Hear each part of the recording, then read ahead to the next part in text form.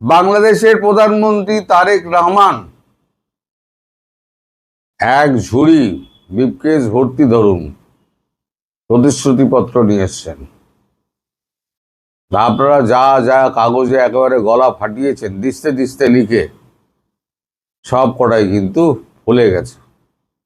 সে তিস্তা প্রকল্প বলুন, আর্থিক অনুদান বলুন, প্লেন কেনা, আপনাদের হয়ে যুদ্ধে অংশগ্রহণ করা, সবকিছুতে চীন রাজি হয়ে গেছে। এখন পরে যে খবরটা পাওয়া গেল তাতে তো আমি রীতিমতো গাল চুলকাচ্ছি, যে মালয়েশিয়ায় গিয়ে শ্রমবাজার খুলতে ব্যর্থ হলেন,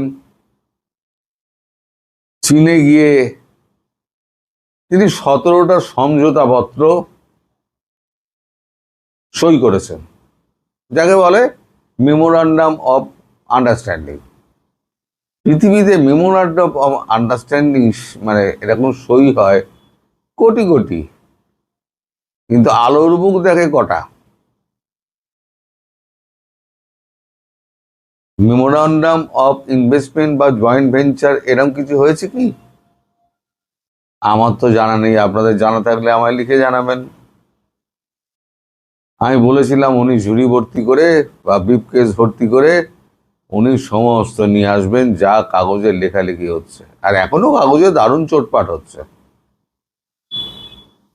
আর এরা জানে না যে বাংলাদেশের মিডিয়া ভারতবর্ষের তো কেউ না, পৃথিবীর কেউ দেখে না, সোশ্যাল মিডিয়া দেখে। বাংলাদেশের মিডিয়া, টেলিভিশন, খবরের কাগজ কেউ দেখে না। নিজেদের ড্রাম নিজেরা পিটিয়ে যাচ্ছেন। কিন্তু দিন শেষে কথা হলো যে এই যে আপনাদের বিপুল বাজেট ঘাটতি, সেটা মেটাবেন কি করে? আমি তো আগেই বলেছিলাম যে চীন টাকা দেবে না, কেউ টাকা দেবে না, কারণ একটা অস্থির দেশকে, যে ব্যাংকটা আপনার উঠে যাওয়ার জোগাড় হয়েছে, যেমন ধরুন ইসলামিক ব্যাংক, তারল্য কমে গেছে। 1 লাখ টাকা এখন একটা ডলার নিয়ে যান, 1 লাখ টাকা নেওয়ার জন্য আপনাকে 10 বার ঘুরতে হবে।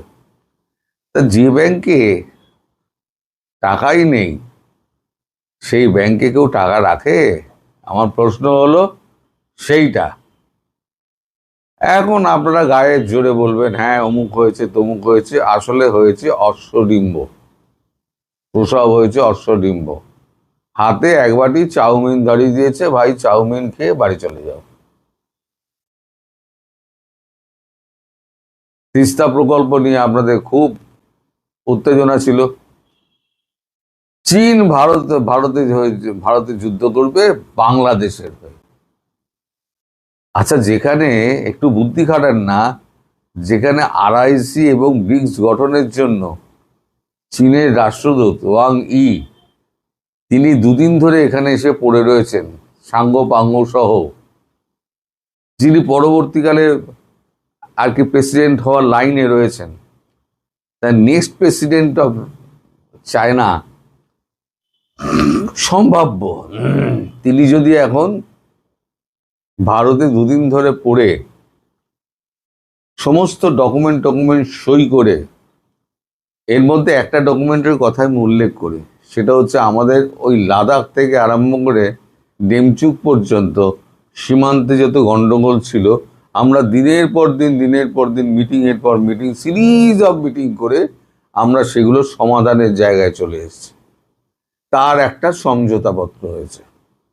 ফলে আপাতত ওই অঞ্চলে আগামী 10 বছরের জন্য ঝগড়া ঝুড়ি চাপা রইল। কারণ ব্যাপারটা হচ্ছে এখন নিজেদের অস্তিত্ব রক্ষার ব্যাপার। আগে বাইরের শত্রুকে ঠেকাই, তারপরে আমরা লড়বো। আগামী 10 বছরের মধ্যে দেখবেন ভারতের সঙ্গে চীনের কোনো ঝামেলা নেই, দেখে নেবেন। আজকে বলে দিলাম, যেখানে আরআইসি গঠন হচ্ছে, ব্রিক্স গঠনের এত প্রক্রিয়া চলছে, দুটোই এই বছরে হবে, সেখানে বাংলাদেশের হয়ে চীন যুদ্ধ করতে যাবে? আপনাদের সাধারণ মস্তিষ্কে কি বলে? এটা কি ওয়াইজ থিঙ্কিং? ওয়াইজ থিঙ্কিং হলে তাহলে আমার আর কিছু বলার নেই। তবে আপনারা মাঝে মাঝে এমন এমন সমস্ত কথাবার্তা বলেন না, লোক হাসানো। কিছুই পেলেন না, শূন্য হাতে ফিরে এলেন, এবং মানে প্রথাগত যে আপনার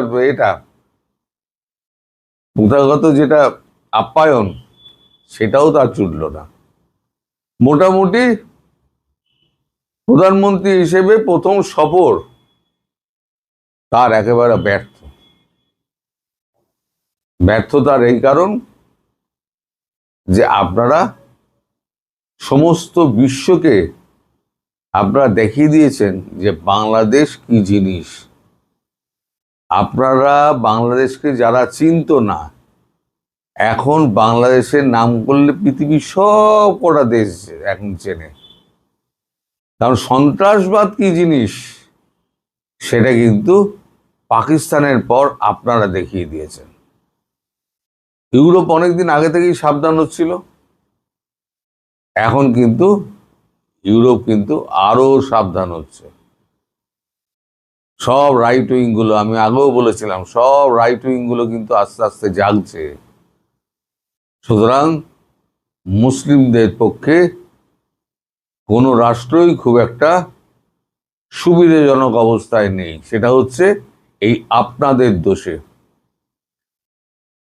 পাকিস্তানের যেরকম অবস্থা হয়েছে বা হচ্ছে, আপনাদের সেই অবস্থা হচ্ছে, এবং সামনে আরো কঠিন দিন আসছে। আমি বলেছিলাম দুর্ভিক্ষের পদধ্বনি শোনা যাচ্ছে, দুর্ভিক্ষের পদধ্বনি কিন্তু শোনা যাচ্ছে। আপনারা সতর্ক হন। সতর্ক না হলে ধর্ম কিন্তু আপনাকে খাওয়াবে না, আপনার বাচ্চাকে খাওয়াবে না। ধর্ম পালন তখনই হবে যখন আপনার পেটে দানা পানি পড়বে। আপনাকে ধর্ম ধর্ম ধর্ম ধর্ম করে না আপনারা নিজেদের দেশটা 12টা বাজিয়ে দিলেন। ধর্ম দরকার, নিশ্চিতভাবে দরকার। মানুষের জীবনে বেঁচে থাকার একটা বড় অবলম্বন হচ্ছে ধর্ম, কিন্তু ধর্মটাই সব নয়। খাবার যেমন বেঁচে থাকার জন্য একটা উৎস, কিন্তু খাবারই সব নয়। টাকাও বেঁচে থাকার উৎস, কিন্তু টাকাই সব নয়। সবকিছুই একটা পরিমাণ রয়েছে। কোনটা কতটা আমি করব সব কিন্তু দাঁড়িপাল্লায় মাপা আছে। একটু ব্যালেন্স এদিক ওদিক হয়ে যাবে, আপনি শেষ। সুতরাং আমার পরামর্শ মানুন, আপনারা মূল স্রোতে ফিরে আসুন।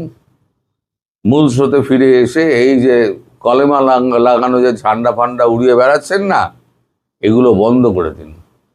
এগুলো বন্ধ করলে দেখবেন আপনার দেশটা শান্তিভাবে, শান্তি হলে আপনার বাইরের ইনভেস্টমেন্ট আসবে, ইনভেস্টমেন্ট এলে আপনার দেশটা আবার দাঁড়াবে। আর আপনারা যদি ধর্ম ধর্ম করে উন্মাদের মতো চেঁচান, তাহলে পরে আর আপনাদেরকে কেউ আর বাঁচাতে পারবে না। এটা আমি লিখে দিতে পারি। আর ভবিষ্যৎ তো ওপরওয়ালাই জানে। আপনারাও ভালো কামনা করুন, আমিও ভালো কামনা করি। সবাই ভালো থাকবেন, সুস্থ থাকবেন, সাবধানে থাকবেন। ধন্যবাদ।